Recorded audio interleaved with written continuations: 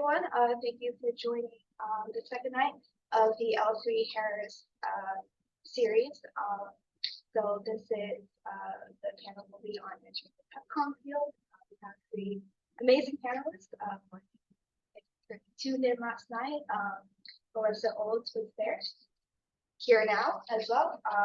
And in addition, we have John Clement and Kaleb Crawford. So three amazing people. So I will now hand the mic off to them to introduce themselves. Fantastic. Hello, my name is Melissa Olds. I'm a tech writer at L3Harris. I've been working there since I think 2021 when I graduated. Before that, I had the first internship for the IPS department in 2020. So I did a summer internship and then got an offer and started the very next spring. I am drawing blank. I'm also, so in addition to working as a tech writer, I'm also a group lead. So I'm learning additional management tasks on top of that, but it's a lot of fun. They're keeping us busy. Is it causing like thunder noise? I'll just try not to do. So, hey everybody, I'm John Clement, and I am also at L3Harris. I'm recently new grad technical writer. I started working full-time last summer, so a bit over a year in full-time now. But before that, Melissa was the first intern. I was the second intern in summer 2021. So that had the internship, finished off my senior year, and then started working at L3Harris full-time after graduation. And Melissa, of course, is my group lead, and I work alongside Caleb as well. We're on the same team along with a few other tech writers. And great experience so far. So I'll pass it off over to Caleb. So my story is pretty similar to theirs. Was I the third intern? Yeah. Okay, yeah. I was the third intern, summer 2022. After the internship, I came back full time this year, and have been doing entry-level tech writer stuff. So pretty much the same thing. Right. But time flies. Yeah, time flies. It does. 3 generations. All in a row. I know. So I have so this is the point where we can open things up to question. So if you're virtual and you have a question, you can either put it in the chat or you can unmute. Either way, if you put it in the chat, I of course will read it out loud. So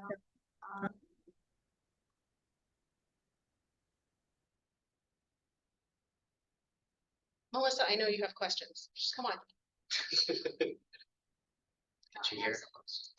giving them the chance.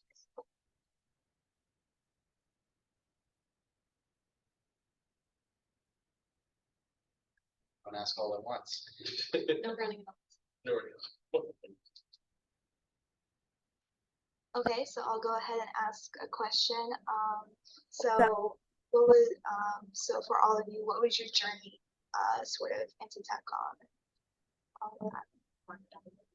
Sure. Yeah, let's do that. Okay. I'll start. I actually had a career before TechComm. I worked as a paralegal for 15 years. I was doing that while my husband was finishing school, and it was just a thing I was doing. And then somewhere along the way, I'd always enjoyed tech. I did gaming and like it was on the peripheral all the time. But I knew it was going to be an English degree eventually. The day I found out TechComm existed, like was it a thing that you could do and major in, I think I probably enrolled the next day. As soon as I found out tech writing was a profession, I dove down deep, did a ton of research, started the program as soon as I could, and never looked back. It was startling to find like your passion just walking around one day. So I've been there now for 2.5 years. And in that time, I moved from the intern to a level 1, and I'm now a level 2. Great. And for me, I would say similar journey, at least when it came to, my interest and finding out about TechComm. It's one of those things that I feel found me more than I deliberately searched for it. I know that growing up and everything, including going through school, especially in high school, I had a passion for reading, writing, English, everything like that. But also for tech, even when it came to computers and software, gaming, things like that. But I also wanted to find something that was in the middle of all that. So it kind of came about on my college search. I remember I took a tour. I remember I took a tour of different colleges in my senior year of high school. And it was viewed throughout Florida and got to see what they were about, learn about their degree program. And then when I found, well, there were a few, like FSU, for example, had editing and publishing. I was like, well, this sounds good because editing brought that being able to do that with writing, the more technical side. Then I found that UCS had English technical communication, and I was like, this, like, just like that. And then from that moment, everything kind of clicked. Like, oh, love for English, love for tech, writing about tech, using tech to write. I need that. And since then, it's been a journey I've stuck on at UCF. I started in the program, got involved in our tech club, as here we are, and then kind of never looked back from there. Yet again, another similar story, except I always like to tell the story. I was originally accepted to UCF for CS, so computer science. And the moment they told me I had to take physics 3 with calculus, I dropped out immediately and looked up other ways to make money that, again, were kind of in between tech and something I was more comfortable with. Yeah. So found tech writing, and I think I switched the week after. So it led me here. The internship was kind of spur of the moment. I think it was also one of my professors, I think, advertised it or something like that. So that's a good thing, is to always keep an eye out for those notices whenever they become available. Because I know not just L3Harris, but there are a ton of other companies that also are offering them now. But it's kind of just like one thing leads to another. There you go.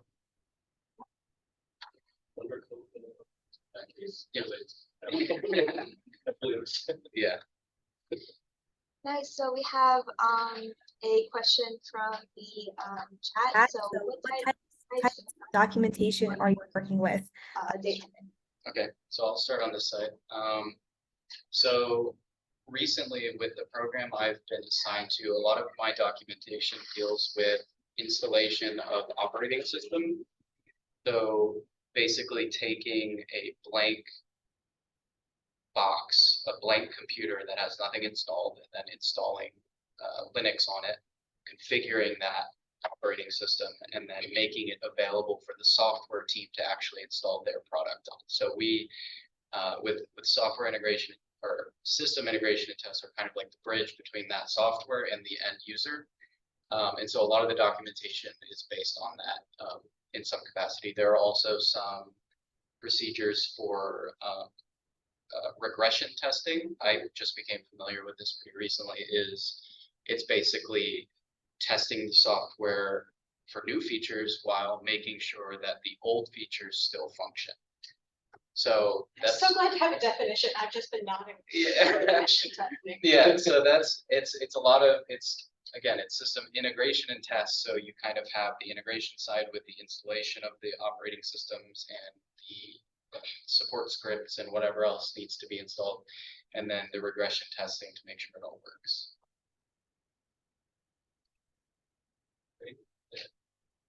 But it has regression testing something that's all come up for me, but I do this bit, but it was also I'm sure everyone else. Yeah, audience file. But for me, a few of the documentation pieces that I've worked on, I guess I can throw two of the more recent ones. One has been working on a large-scale operations and maintenance manual, which is basically for a certain piece of equipment that the program deals with, talking about every part of it, every description of what it does, and how it will function, or how it's supposed to function, how it's going to be maintained, how troubleshooting procedure is supposed to go. So pretty much the big catch-all manual for a piece of equipment. And when I started on it, the tasks involved, started with just editing the document, being given it, seeing formatting wise, grammar wise, anything that I can do with it, and then over time just being more involved in the process, even taking ownership of it, some revisions. In which case I would talk to the engineers and ask, what did you just install? Can you tell me what the procedure was, or what did you just replace or upgrade? Tell me what the procedure was for that. And at some point, getting pictures of the equipment or going to see the equipment and see, the process of doing that.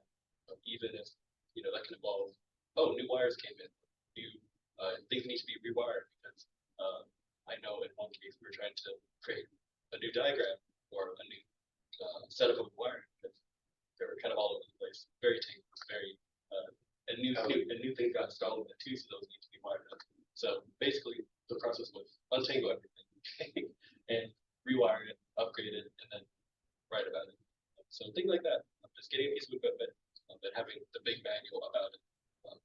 My task of kind of involved editing that document, helping in the process of adding new things to it, and the equipment involved, and also just seeing where I can help out even in the process of the innovation process.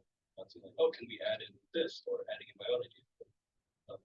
And another thing I've worked on is technical memos more recently, which is more so while a product is in development, it's does this product or does this piece of equipment before it gets released meet all the requirements or desires of what the customer wants it to do? Like, can it survive this amount of heat? Can it last in this environment? Can we expect it to have a runtime, a stable runtime if we do all these things to it? So, just kind of writing about, yes, here's all the things that the customer wants, and here's why, we can prove that it's good for the short. But those are a few things like editing, writing, working with engineers to, innovate the documents a little bit and try to meet customer demands in that writing process. Fantastic.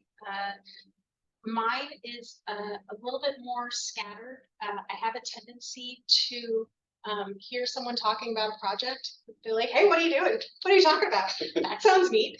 And then I end up, touching that for a little while.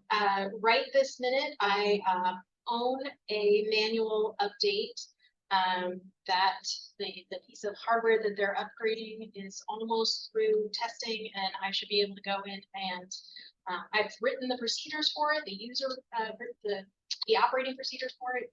Now I get to actually go in and test them on the piece of hardware to make sure everything works. That's the big thing on the horizon for me. I support a second manual in this same, it's called a vault. It's a building that's super secure. You have to have a clearance to get into it. I support another manual that we're building in there. That one is using HTML and CSS, which is really exciting. I think probably a lot of people, when you first graduate, it's just Word for days. It's all you see because it's the thing that a lot of the engineers tend to prefer, I think, to write in Word. Although we're slowly moving to Confluence, very exciting. Anyway, so actually getting a chance to work in HTML has been really exciting. Let's see, before that, I built a process where engineers could go in and write tickets for tech writing support. So say your computer broke and you put in a ticket for someone to come fix it, same idea but with tech writing. So I get just random emails every once in a while saying, hey, here's a document about a piece of software you've never seen or heard of. Can you format? Can you edit? Can you go through it and check for typos? We've gotten a couple lately that were like, can you go through and just make sure everything hangs together? Because a lot of that stuff gets copied and pasted from multiple places. So that one gives me a lot of variability. My very first assignment at L3Harris was actually to go into a program and help them build a template library. They had a certain set of documents that they would have to fill out and submit to their customer at intervals. So instead of starting kind of from scratch or just starting from the last one and updating, they wanted to create templates. So that was really interesting. So my answer is, I go all over. I don't know how it happens. I assume it's those conversations. Sort of a follow-up question to that. How many projects do you all work on at a time? So that is hard. Caleb's chuckling over here. Sometimes there's not a lot happening, and we'll just be supporting as needed. Can you edit this? Can you format that? Right now, I'm working those two in the vault, and I just picked up a third program that I'm supporting. How about you? Me, I would say currently, I'm also kind of supporting two main programs right now. The one with the manual, and the one with the technical ones. So usually those two, and there are times when I'm just supporting one or full-time or part-time until my time with another thing. There are times when it's one program that really needs tech readiness. Like, okay, this could be your life for a while. And sometimes that really lets you get hands-on with the engineer. Really lets you get hands-on. And other times, as we said too, it can be kind of spark or task scattered throughout, where it's this task, this program needs help for this thing in the department, writing support, or even things like that. Can even be right in front of the department, like flyers or just documents that come in through the system that we have, things like that. So I would say, for me at least, usually either one big project or split between two main projects. Project. Sprinkle whatever. Right. Yeah, a little bit of everything. I think it can also depend on how you define the project, because at any given week, recently I can touch 15 documents, and those are all they can be like 1 or 2 line edits, or they can go up to, dozens of new steps. So it kind of just depends on your program and what they have you working on. For F-35, it was a lot of single maintenance manuals. So one big project, kind of like what John was talking about. But for other programs, like, you could be doing a bunch of different things all at once. So it can really vary. Another question from the chat.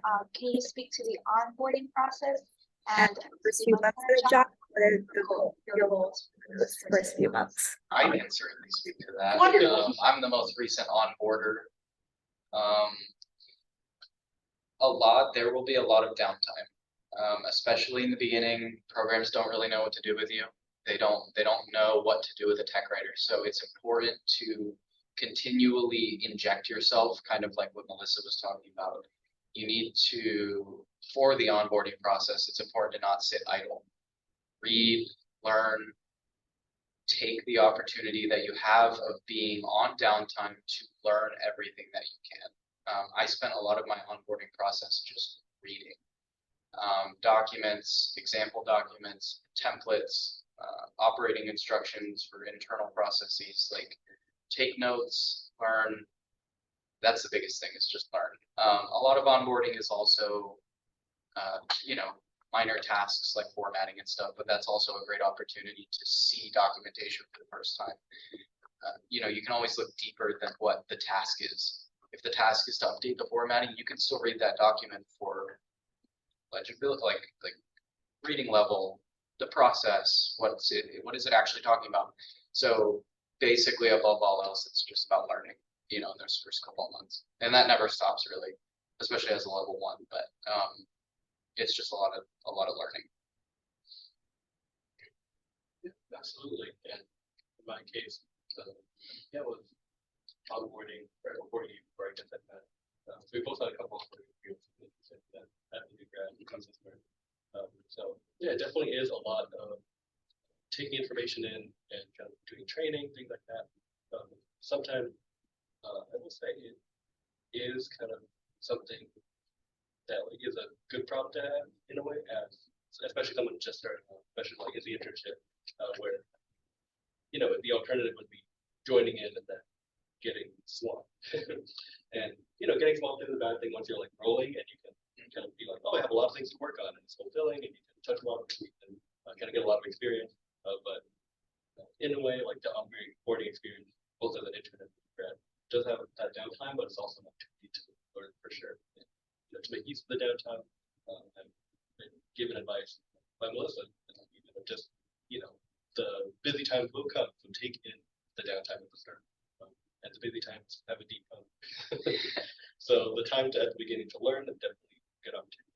There's, of course, standard onboarding where it's learning about this company procedures and company just employee things to know, but also specific tasks. There's an IPS set of training about what does our department do? Here's all the things that we need to know about the department and the task. We do the different subsections of our team or our larger IPS team, and then there are more specific things we can do, like learning software, learning programs, or even just tagging on with another team member to help out with smaller documentation efforts in the downtime, even if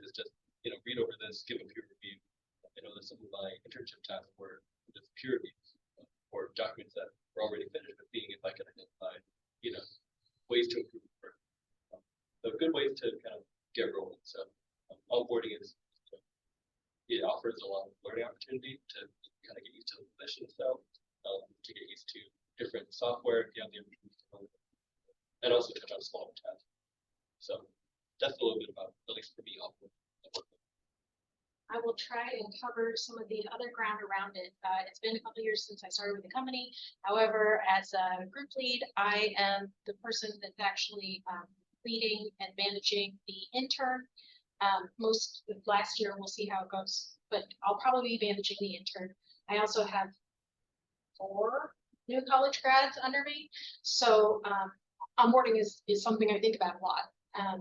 We definitely, we have places where there's a lull when we bring you on, and then the first week I'm just throwing information. Here's this, here's a map of the place, go find that guy. It's a whole bunch of stuff all at once. Then it'll usually slow down. We have a couple of returning people from last night, right? Yes, I recognize the names. Melissa Rios yesterday talked about how L3Harris, instead of being really instead of hiring on a contract basis for that specific contract, we actually hire for the skill set that we need, so that we can very quickly respond to new opportunities. It has a lot of different benefits, but that's one of them. I suspect that if you were to work at a company where you were hired for that contract, you probably wouldn't have as much of a lull. I think the reason maybe we have that is because the way that we have things planned, we just have to, now we have this person and now we have to figure out when that project's gonna start, when that phase of that project is gonna start, and get people into that flow. That said, you guys, it wasn't that long. It felt long, but come on. That's actually one of the things that I'm excited about. It's called T-Wars, is that process that we developed for doing tech rating as a ticket base. I'm hoping that the intern will be able to take on some of those where we can just hand them out. Here's a template, here's a document, and be able to churn those out and make impact in multiple different directions really quickly. That would be something to kind of close that gap. Anyway, onboarding, it's a lot of fun. We'll have a great time. So what is the difference Between between different roles, so L1 and L2, etc. I'm so glad you asked. I just had this conversation 3 hours ago. I'm gonna keep it. I'm gonna answer real quick, and then if you guys have stuff to add, just let me know. So L3Harris, we started an L1, L2, L3. It goes all the way up to, I don't know, the directors. Does it go past 6? I don't know. I think it's I know at least there's a 6. I've met at a the very 6. end. I don't think I've met beyond that. So it's really handy to, so a level 1, let me back up. An intern starts before a level 1. So the intern is expected to come in and learn as much as they can. We try and give them the opportunity to demonstrate interest and skills, ability to learn, enthusiasm for picking up new tools. The internship is less about making a significant impact really quick, because you're only there for 11 weeks. So we're going to create opportunities to impact the work around you, but we also want to make sure that we are putting as much information in your brain as we can when we have it. A level 1 comes on board. We have level 1s that did not do an internship, so they're in a similar situation for the first, I don't know, couple of weeks. And then hopefully we're able to put them in a position where they're underneath another manager on a program who can start giving them small tasks. Go replace this term with this term in that book. Go update the list of abbreviations in this book. Go find figures, go find the drawing of this piece of hardware, and then capture the image, and then take it over and edit it and update all those in that way. So that's what a level 1 starts out doing. And then as they develop, they take on more and more ownership of that, so that by the time you've been in it for a while, that manager can just turn to you and be like, go do, and you're like, I'm on it. Or even better, you can say, hey, manager, I know this is coming down the pipe and it looks similar to that. Do you want me to get ready to do this? Yes. A level 2 is similar. They're doing things, instead of doing task by task, they're doing larger projects that are multitask.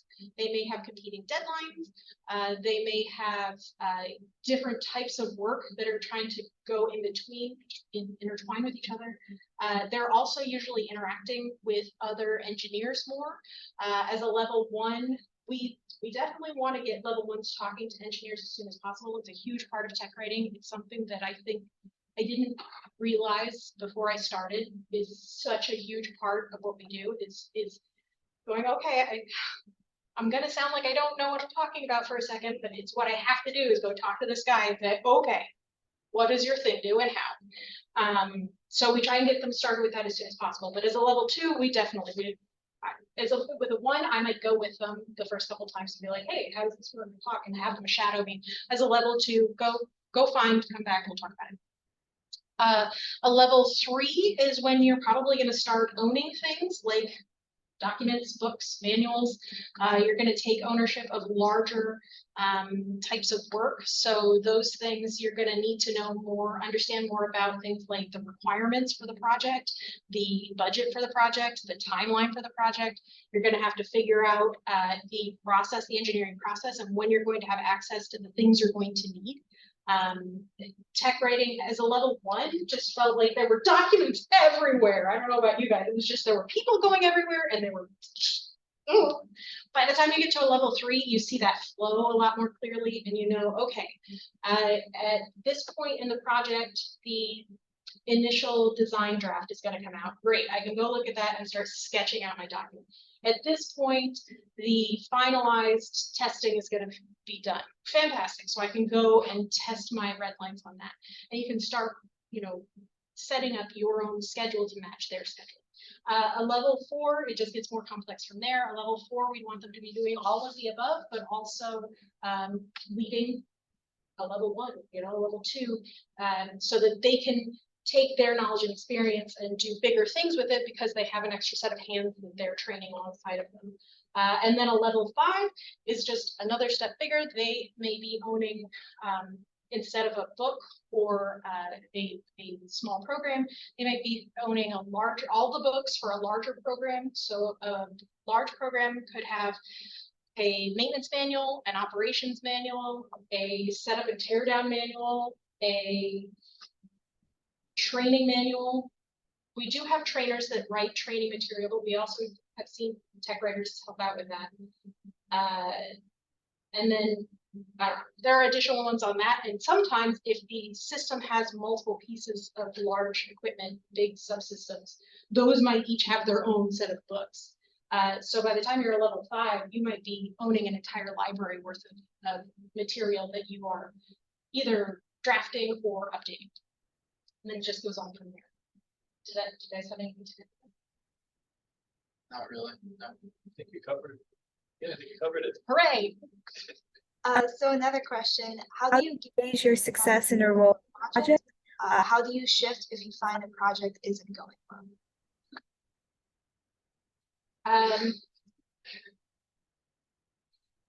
I spend a lot of time just looking for the next thing that has to get done. So it feels like I know that they're not mad at me, so I guess I must be gauging it somehow. Do you guys have anything to add to that? I know that if it's going well, if people are still communicating. A lot of times in professional settings, and this is branching out away from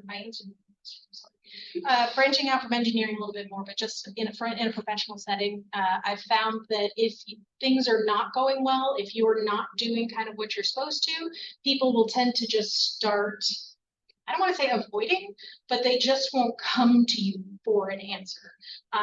So for me, whenever somebody comes to me and says, hey, I need help with this document. Hey, I need somebody to migrate this information over to this system. Hey, I don't remember, do we use the Oxford comma or not?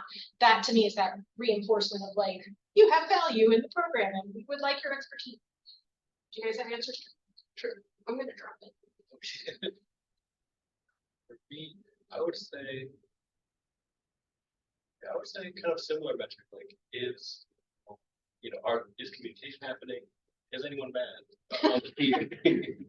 Hopefully, never like directly at me, but if something needs to meet a certain deadline, or if there are a lot of things that need edited, there might be tension on the team of like, oh, you need to get this in by this date. Can you really do this, or can you revise this, or something you did maybe needs another round of editing. What I would say, when things like that happen, there's never any, of course, like huge conflict, and at least I've come across.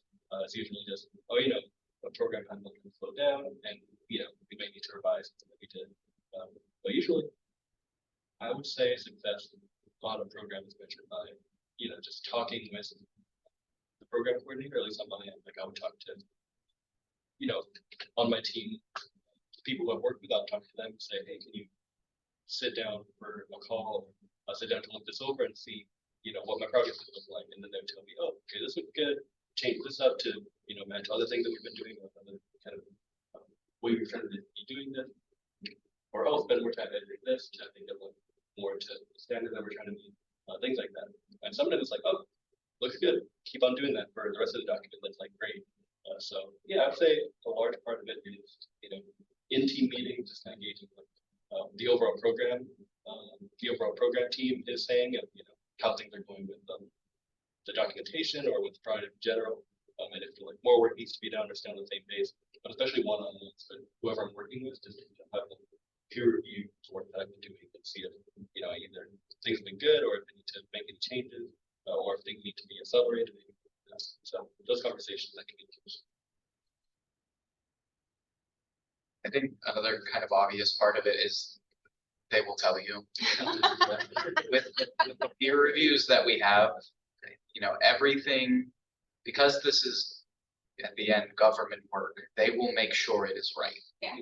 There are processes upon processes upon processes to catch the human errors that you make day to day. So, if those happen more often than usual, someone will see them and someone will tell you, you are doing this. And they don't always mean it in a bad, angry, you're dumb kind of way, but sometimes we make those mistakes and catching them is fine. But the one-on-one is also important. I think as a level 1, we spend a lot of time latching on to that one person who will talk to us, who will spend the time to teach us things, and usually going to that person after a peer review or after you've submitted a document or anything like that is a great chance to check in.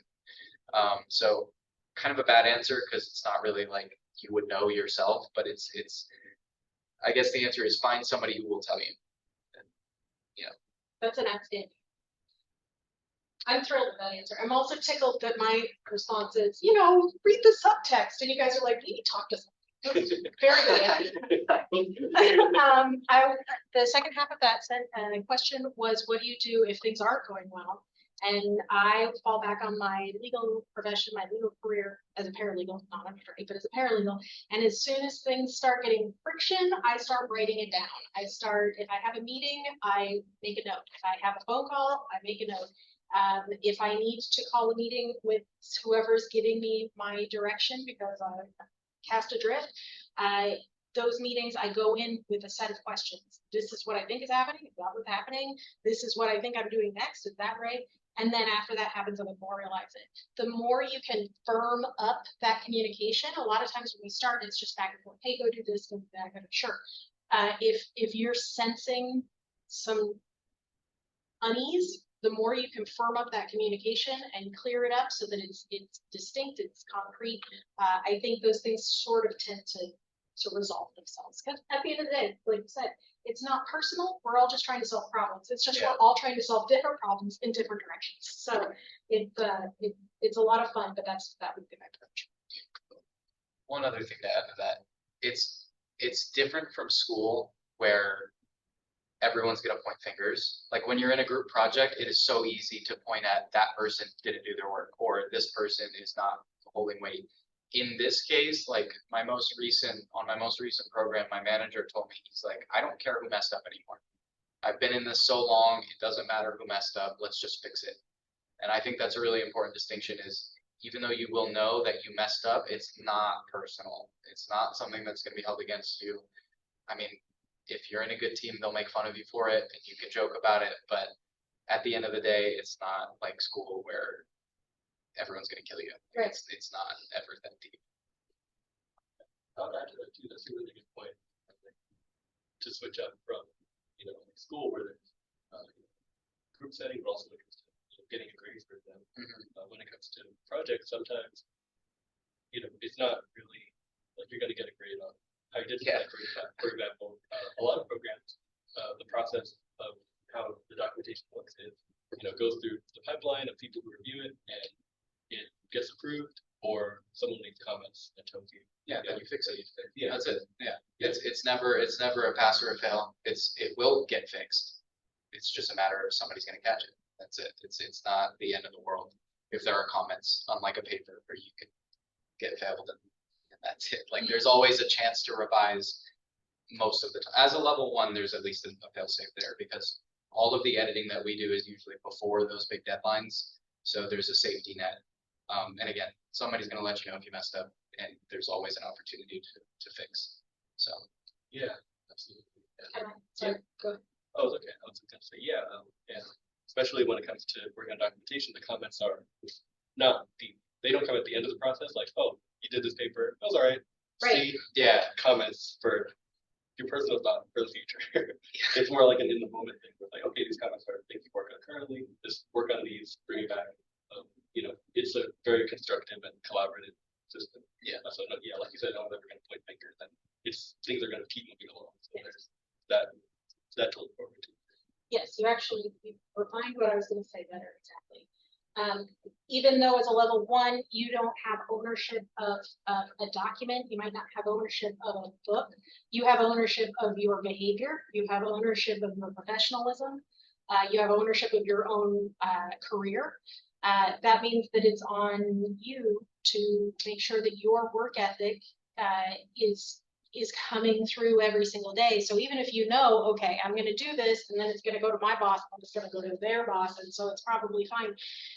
Coming in and shining that work ethic through so that every document, the work we do often supports warfighters, keeping that in mind that like we're putting in 110% because the stakes are high at the end. Balancing those two ideas of like, I'm a level 1 and I'm working in a group and I'm going to make mistakes because I'm a person, with that drive to be excellent every day, everywhere. E3 is an important part of what is it?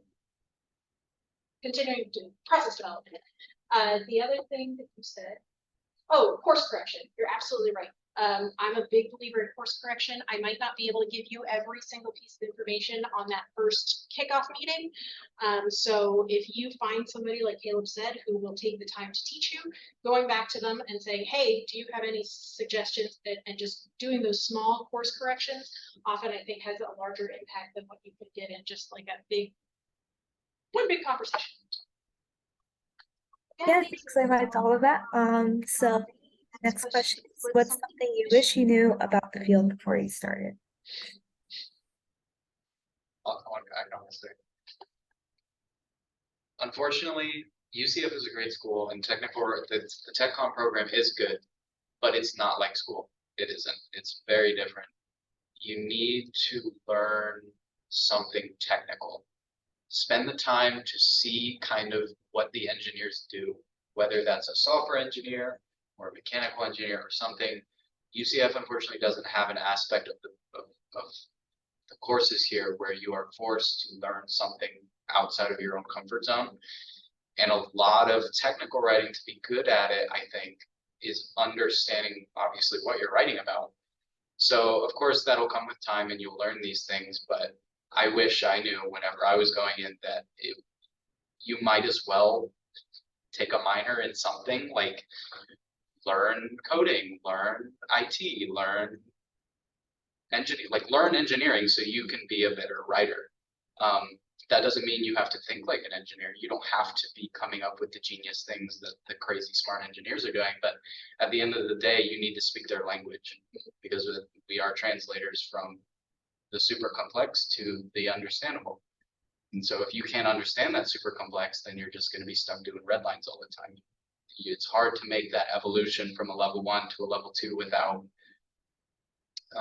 having that next step, basically. So UCF may prepare you for the high concepts of writing, the rhetoric and how to write, but what to write and how to understand what you're writing about is another level that I think is important to get before joining the field. Or at least prepare yourself that you're going to learn. Yeah, In the and field. that you need to learn quick. And that, well, that's another thing is you could be bounced around between so many different programs, at least at L3Harris, where you will need to learn new things every 6 months, you know, so keeping that in mind is also important. Having a willingness to learn all of those engineering and technical concepts is pretty important, I would say. Yeah, definitely agree. I definitely agree when it comes to, you know, what UCF teaches but doesn't teach when it comes to that hands-on experience, thinking like that. I would say, yeah, I would say that kind of that thinking like an engineer mindset is definitely an important part of, you know, when you get onto the job itself. And one part of that, I'd say 2 things. One is experience with long form manuals, because at UCF in classes they teach you how to, you know, either write short processes or they teach you, you know, just the technical skills of, or you know, the technical aspect of tech writing, or you know, work on your grammar, your formatting, here are some writing style. But in terms of getting experience, either looking at a long form document or creating one, the opportunities are kind of in the degree few and far between. I know one of the programs that's taught in the Tech Council is a stout guide, or a UCF stout guide, where, you know, just as if you were going to represent the UCF brand, just working with the group to create a 50 to 100 page document. Oh, like if UCF were to write email, what would they look like? If they were to write proposals, what would they look like? And then, you know, font, grammar, descriptions of how they should look, what audience they have. So that's one that appears, and it's a really good opportunity, but I would say definitely more of that. But it's, on that note, more of not just it being a long form document, but kind of working and looking at long form documents that relate to hardware or that relate to software, because by the end of the degree, you will definitely have maybe all the writing skills you, but when it comes to being able to look at a software program and write tons of time, while also knowing how to synthesize, keep it formatted, what information is and isn't important. I would say a lot of that comes down to kind of venturing on your own, even, or just even when it comes to maybe internships, that's where internships or volunteer work, but on your own time, maybe creating one or just reading one. One funny thing I do that I don't even notice I do sometimes is whenever, and it's a thing that happens at home, but I can tell you, whenever I'm assembling something, for example, I look at the thing that comes in and I'm like, nice. And I just, you know, I just kind of study it and just like go through everything because I'm like, oh, what goes into making this? That, you know, not just skimming through it, but, you know, seeing, okay, so an engineer to sit down and make this product and then to write about it in this way, what information are they? When they look at it, what makes them see it as, oh, not just a table, but all these pieces, and how do you write about pieces in a way that will make a reader both understand and also not but also just in a way that keeps them safe, maintenance, troubleshooting, things like that. So I'd say a lot of reading, even just in the everyday circumstances, just kind of looking for examples of long form documentation, and also just kind of getting your hands dirty with it, seeing if there's ways to volunteer and write the documentation yourself, or seeing if there's just examples to read online about it. I play video games. I like to read the guides that they don't sell them that much anymore, sadly. The guys that would be in libraries or bookstores about, you know, here's how to play in this video. So yeah, just a lot of reading and a lot of kind of getting your hands dirty with even trying to make that stuff yourself. It makes it comfortable, but just kind of trying to make it yourself. The last one I'll add is analysis is a way bigger deal, I guess, than I thought it was going to be. I sort of pictured in my head, like, okay, I'm going to sit at my desk and I'm going to edit things and I don't know, going to derive information and write it down. And I didn't really realize the amount of analysis. I didn't realize the amount of research. a lot of times the information doesn't just show up at your desk. You've got to go find someone and say, where is it? You've got to go start digging around in folders until you find a tech manual, or until you find you know, a drawing or a parts list, or, you know, here's all the photos they took the first time they put it together, and you can kind of follow along. There's a ton of research.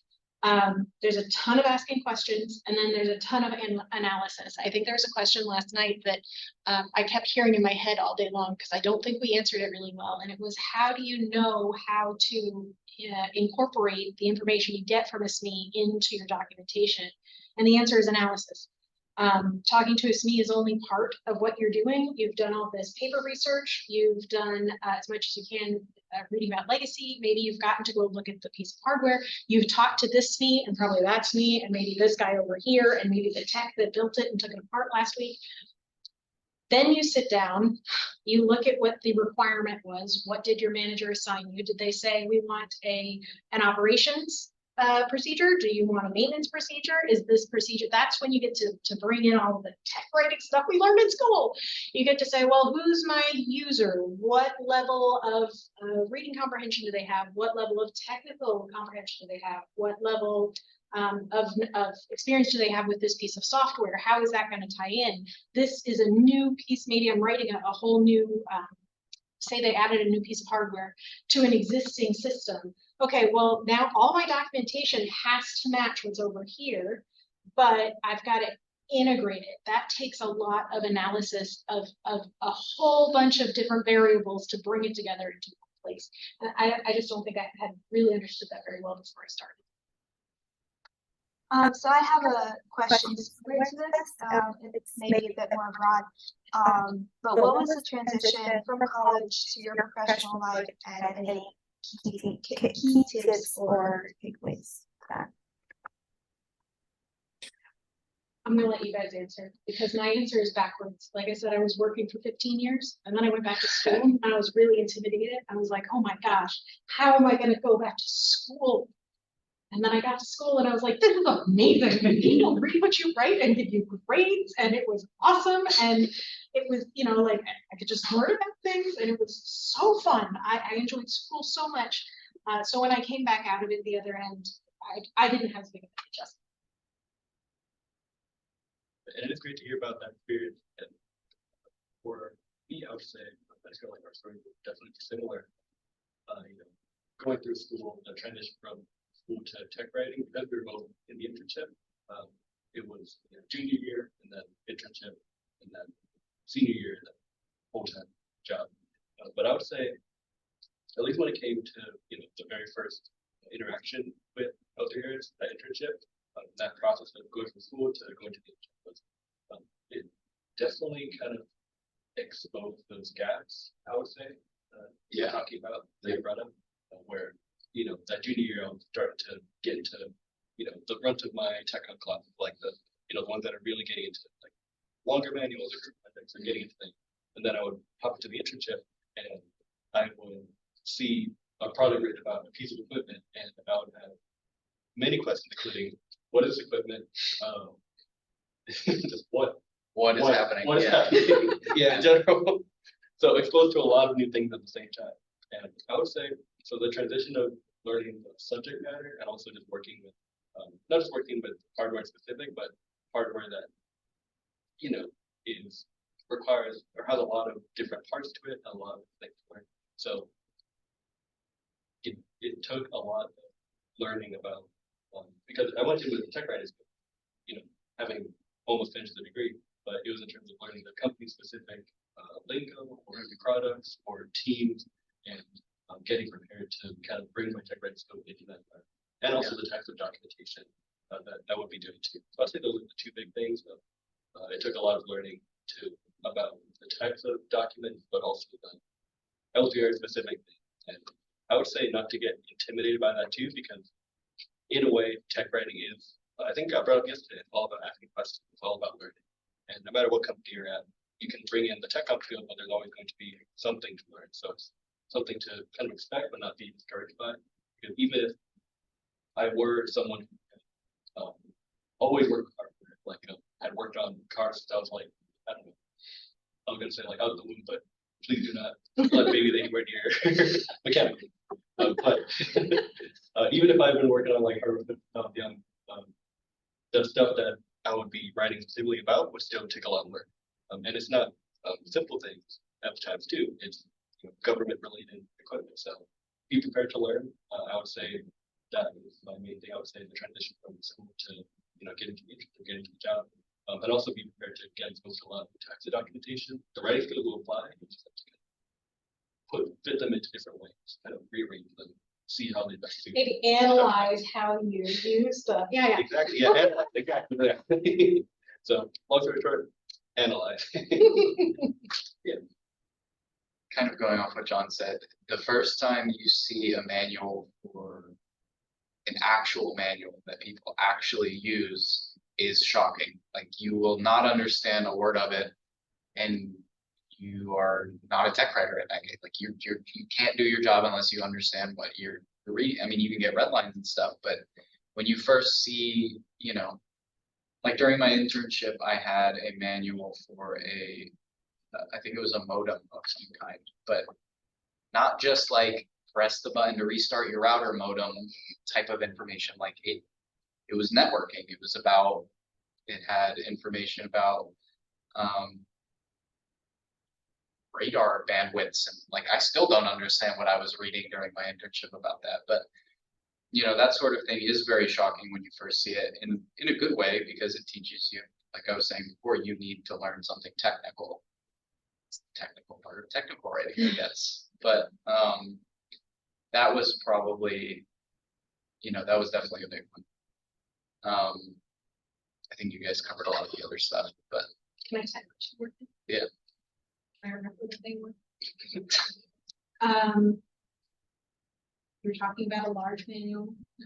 The first time you open a manual on Word and your computer goes, flips on and it's dying, and you're like, oh no, and you look down, it's 586 pages, and you're like, oh my gosh. That's another thing, tying back to the previous question, but is giving yourself that leeway to learn, understanding that learning is an active verb. It feels passive. It feels like, well, I'm just sitting here and reading. I'm not really accomplishing much. But in order to do our job, we have to learn, and we have to teach ourselves a lot before we can go out and have conversations and gather the information we need. Yeah. So getting comfortable with giving yourself, not just giving yourself space to learn, but remembering that you can't lock up. You can't get into a new program and then just start throwing stuff out and you get like locked up, or you don't want to, you just relax. Listen to everything they're saying. It just washes over you and you're like, I know that word, and then you read for the rest of the day and you come back to the next meeting and you're like, well, I know 10 more of these words, and just knowing that's the process, knowing that everyone else in the room was a level one time. People in general, as much as we tend to talk about friction, people are professional, they're kind, they're nice, people reach out to me, I've never had anyone who is specifically like, tech writers are the worst. A lot of times they're thrilled. They're like, oh my gosh, I don't have to write the manual, high fives down the line. So just giving yourself space to take a deep breath and realizing that learning is an active verb.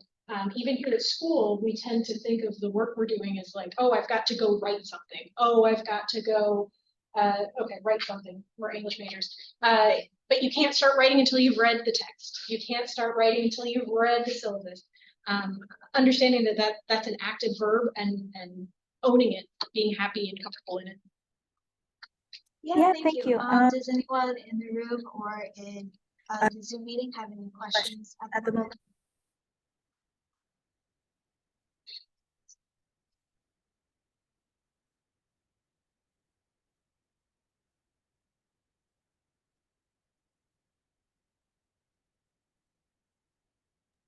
They're rounding. So I have a question.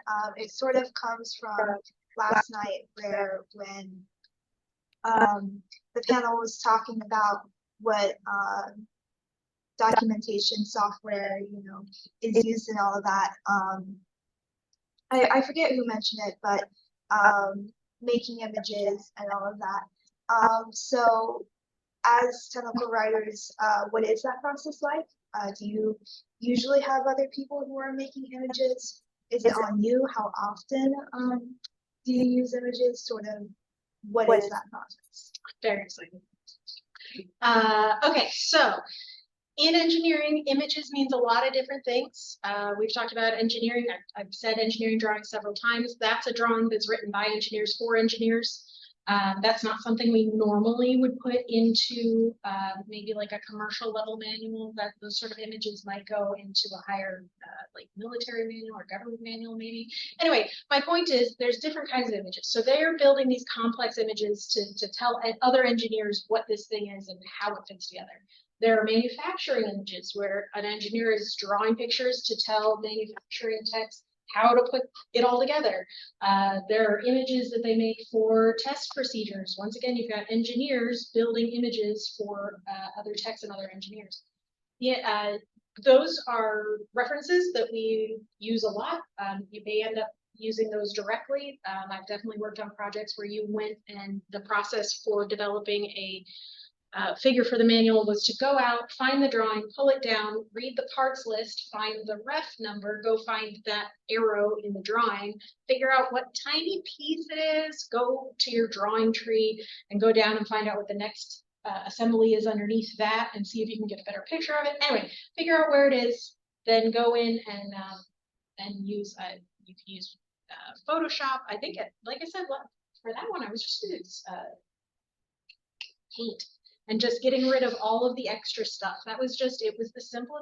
At first I was like, Paint, dude, what are we doing here? No, she was absolutely right. That was the fastest way to get rid of just these arrows I don't need, this other piece that I don't need. And then that was the image and it went in. In other places, you might have a deck of photographs that were taken in a lab setting and you know the piece, because once again, you went to the drawing and you looked it up and you found the taggy and you followed it along, and then you get to your photograph and you're like, okay, I can see it there. You flip back and forth, find the best picture of it. You crop it all out. That one I would probably, I was doing it in Photoshop.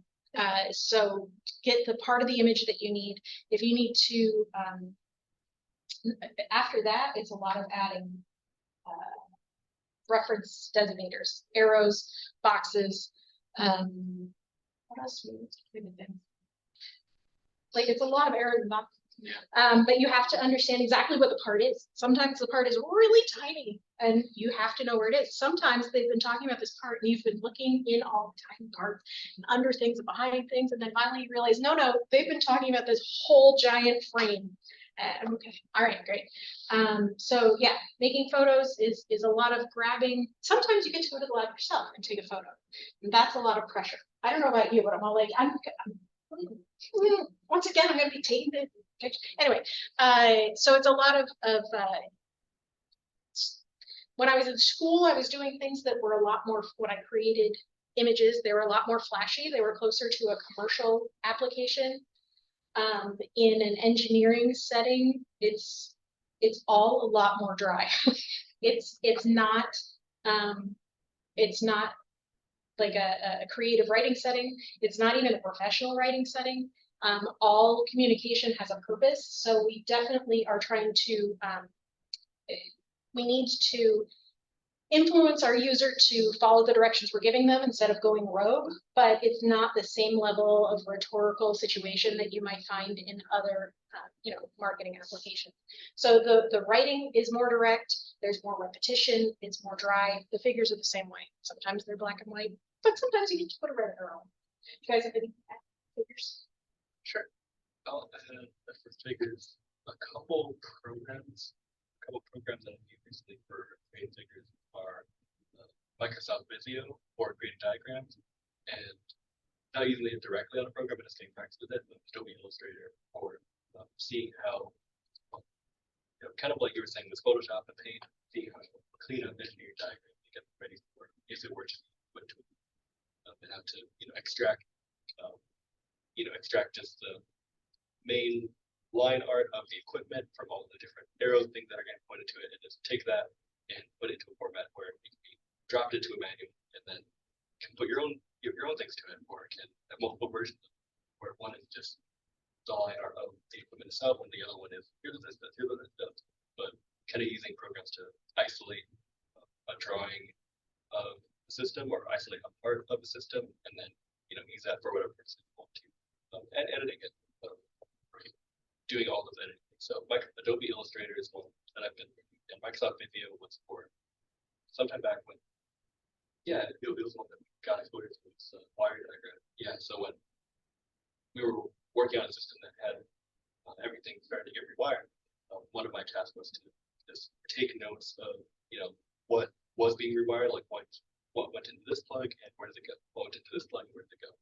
Does it go around the left side? Does it go around the right side? And then putting those together into, well, first it was a paper sketch, just to kind of point that back to who we were working with and say, does this look accurate? And write them down too. Like, does this wire go from port A to port B? Does this go from C to D? And then having all that information there and then putting it together into Microsoft Visio is something that I did. So it may not come immediately because, when you're just entering, for example, you won't be expected to make a diagram of a product that you just started learning about.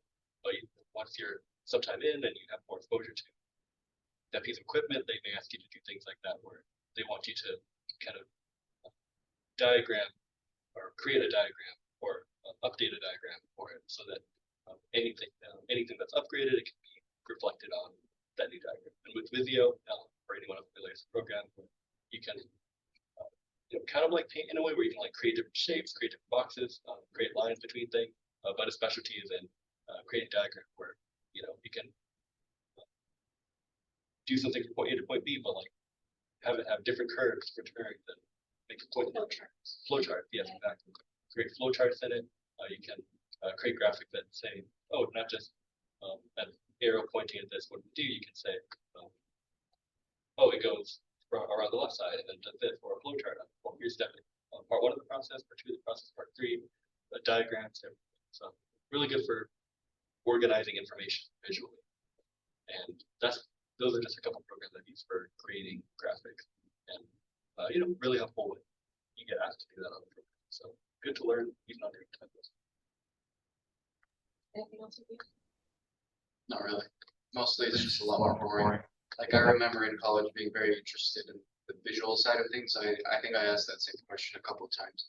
It's like, what do you guys use? Do you use anything visually? And the answer is usually no. Like, I mean, it's not very often that you would do anything like that, at least in my experience. And sometimes it literally just comes down to adding a white box to hide some other part of an image that somebody doesn't want there anymore. Like, it's not, I would say it's probably a more minor focus than I would have thought it was in college, at least. I would push back on that a little bit and say when you're dealing with for editing and formatting, we usually aren't touching figures at all. But when you're building a procedure from scratch, That's fair. That's when you start and you're going to have, okay, here's this screw going into that, here's this piece over there. And I've seen procedures where there's a figure with every single step. So it varies, and just wait. The next program is around the corner and you'll be filled to the brim with figures. Okay, great. Does anyone have Any further questions they would like to ask? I was late, so I don't know if you asked this question, but what's your favorite part of the job? Or like you're working on? My favorite part of the job is that it's changing all the time. There's always something new to learn. There's always, I'm learning a new piece of hardware. I'm learning a new piece of software. I'm learning a new person. I'm learning about the engineering process. I'm learning a new building. It's constant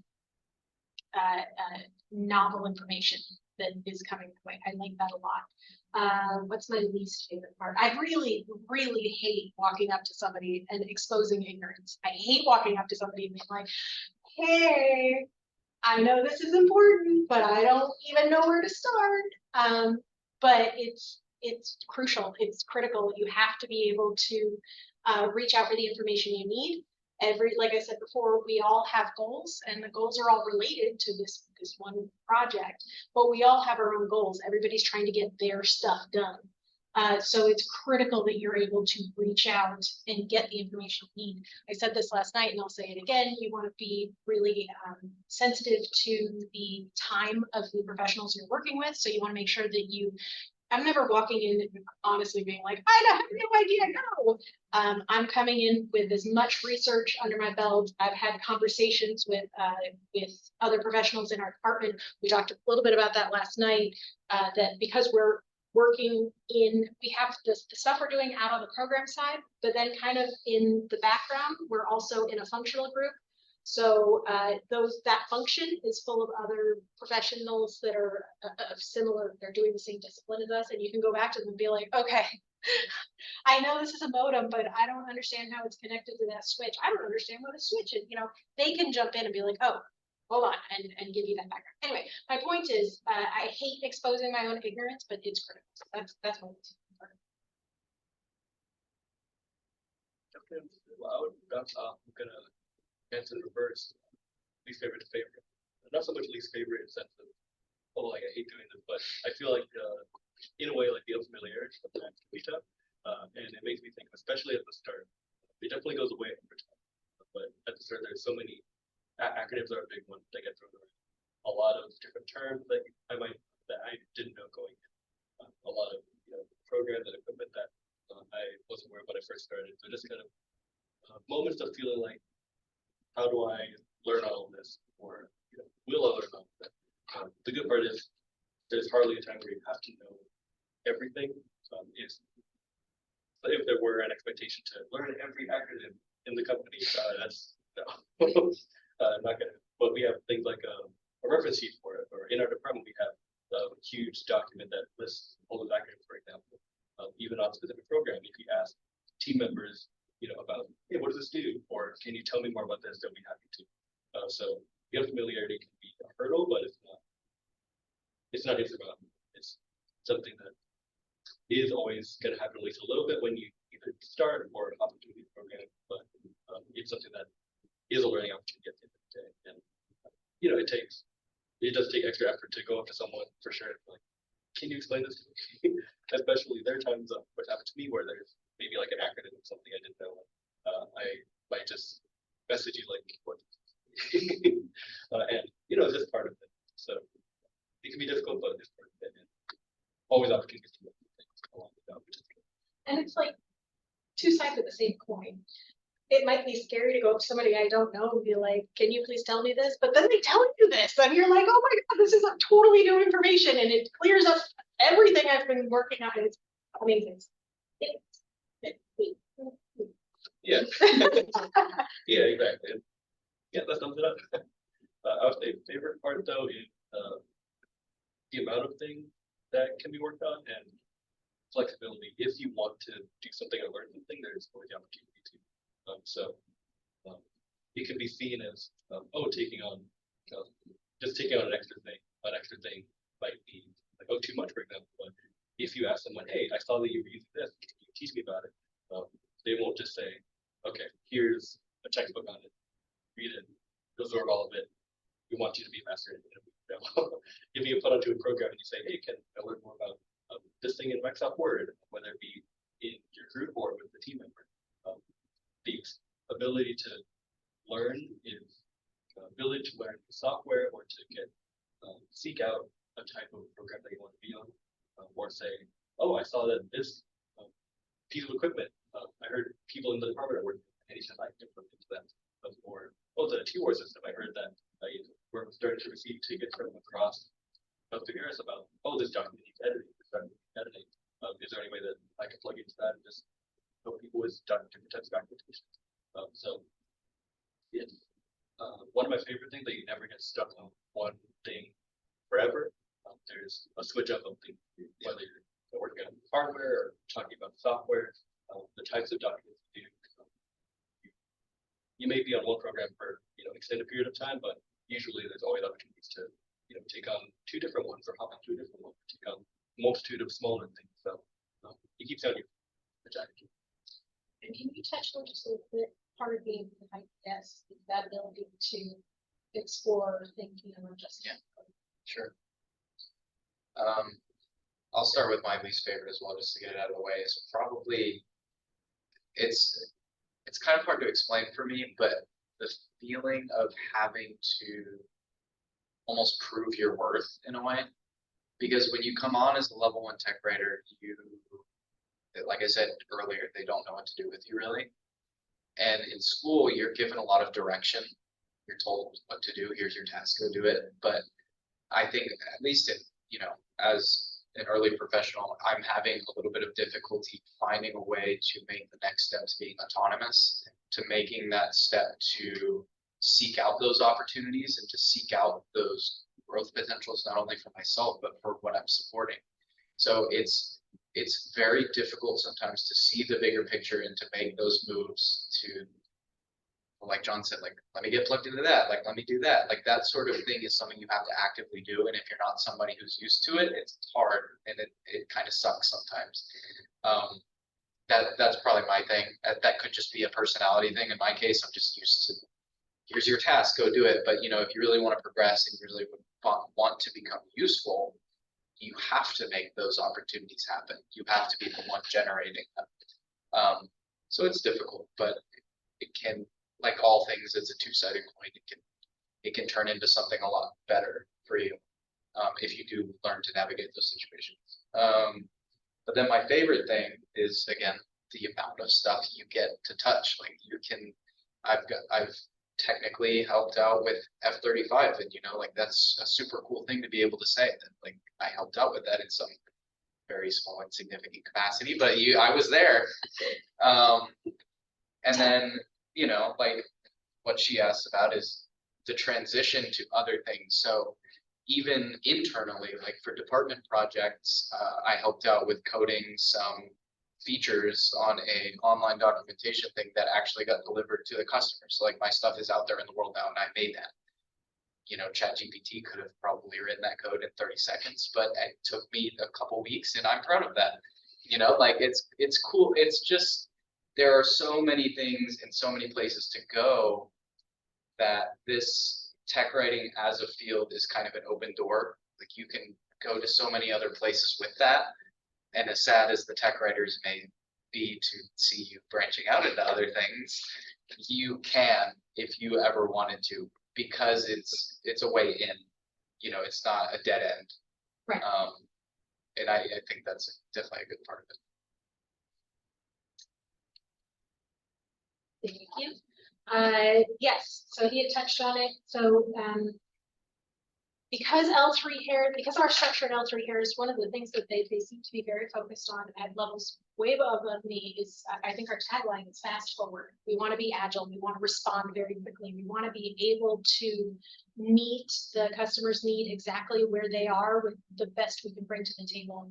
And that creates a couple of cool things that I don't know if they're specific to L3Harris, but that in my experience have made it amazing. One is we work in integrated products group, which is it's a type of support engineering.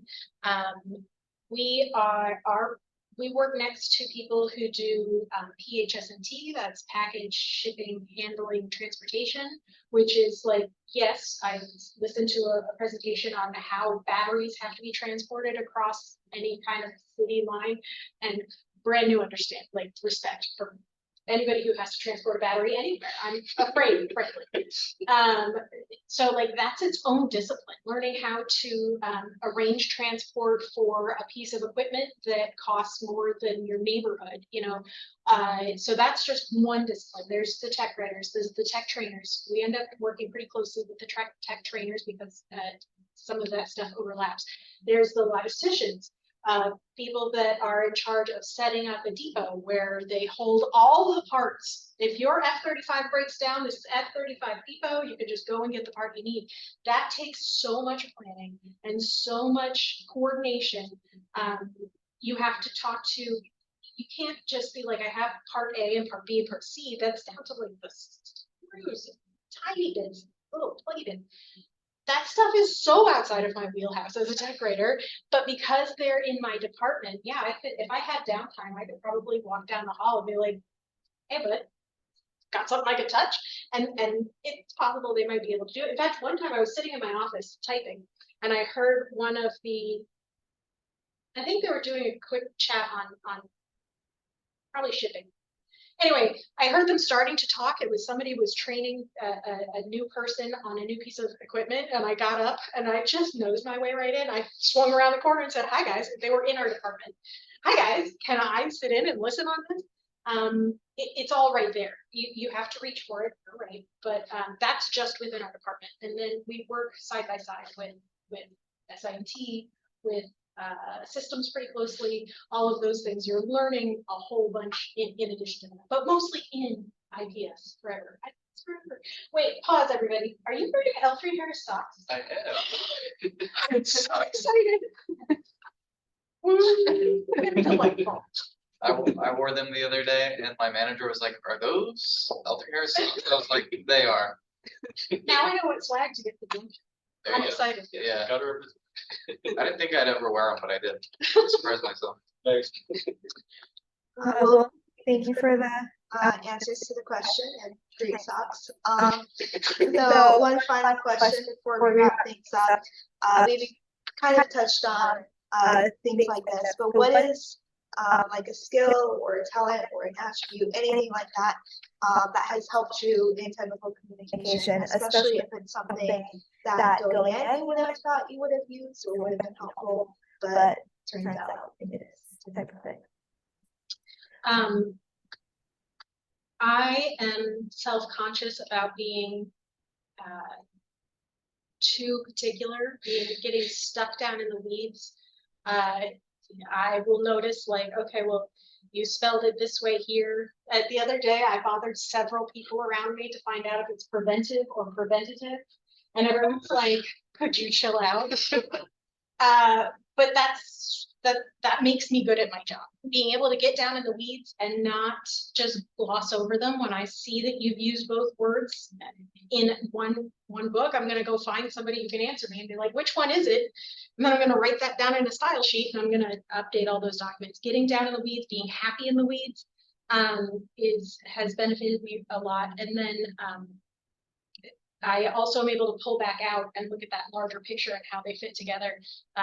That was, I forgot the question, but being able to get in the weeds and people like patting you on the back, nice.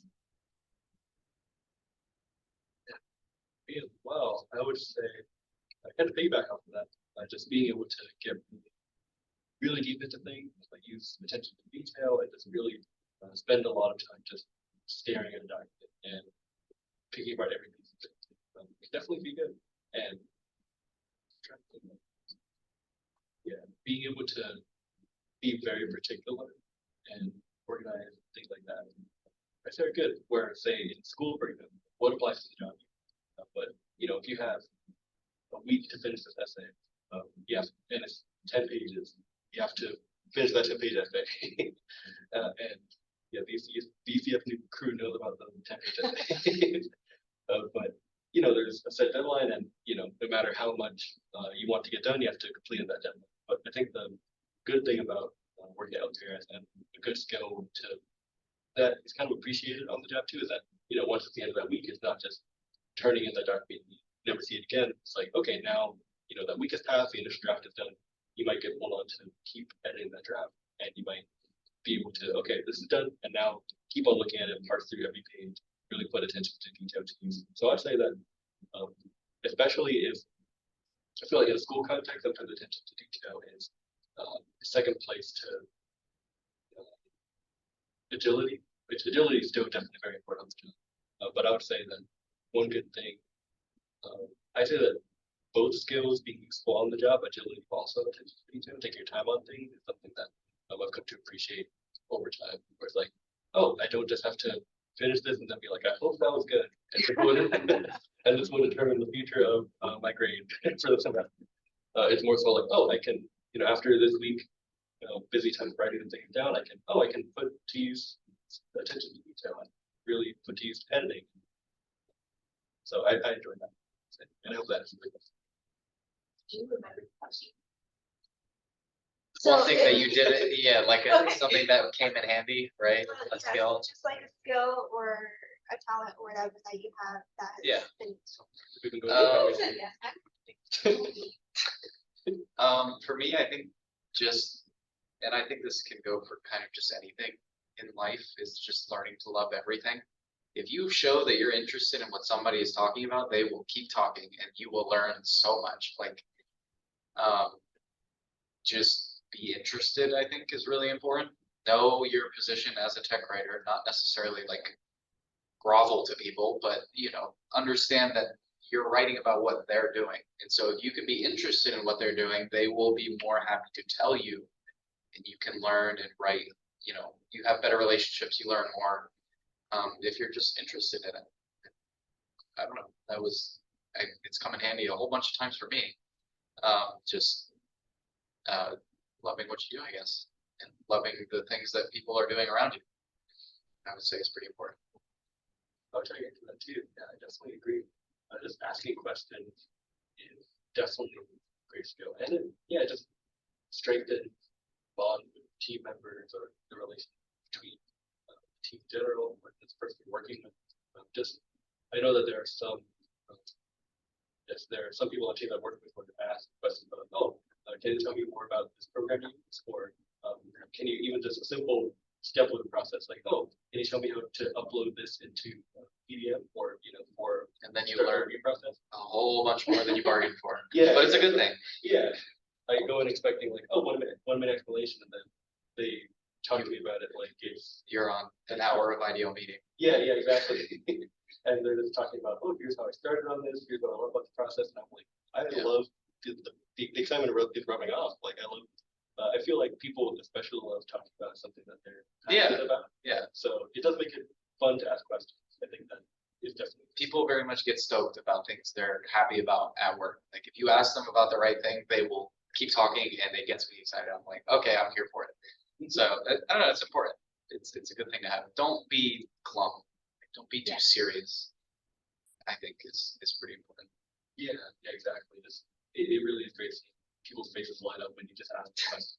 And even when it turns into a casual conversation too, like, one question about, can you tell me about this? Oh, that's why you like it. Can you tell me more about that? And it can turn to the end of the conversation about, you have that type of dog. Can you show me a picture of that?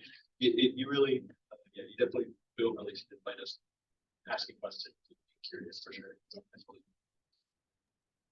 Yeah, thank you. We will conclude the panel here. So thank you again to all of our panelists for taking the time and energy to come here and answer all of the questions with such great responses and thoughtful responses.